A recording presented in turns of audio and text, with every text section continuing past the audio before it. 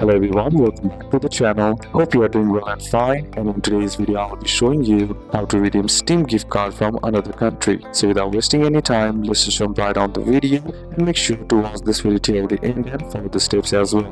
In order to redeem a Steam gift card from another country, first what you need to do is check the card's region. Look at the gift card packaging or email, and then it often says the country or region is valid for. Example, a US Steam gift card can only be redeemed on a US Steam account. The next method is your Steam account must match. Steam will not allow redeeming a gift card from a different country. To use it legally, your Steam account region must match the gift card region. Then third is options. If region don't match, is contact the seller. Simply ask for a region appropriate gift card for your account. Next option is change your Steam account country, which is not recommended unless you are moving. Steam allows changing your account country if you are physically in that country and have a valid payment method for that region. Option 3 is give the card to a friend who has Steam account in that correct region, and they can redeem it and buy a gift for you as well. Then if that doesn't work, you can also contact the Steam support if needed by simply tapping on the three horizontal bar on the top left and clicking on support or tapping on support. Then select any of the region, and then once there you will find an option to contact the Steam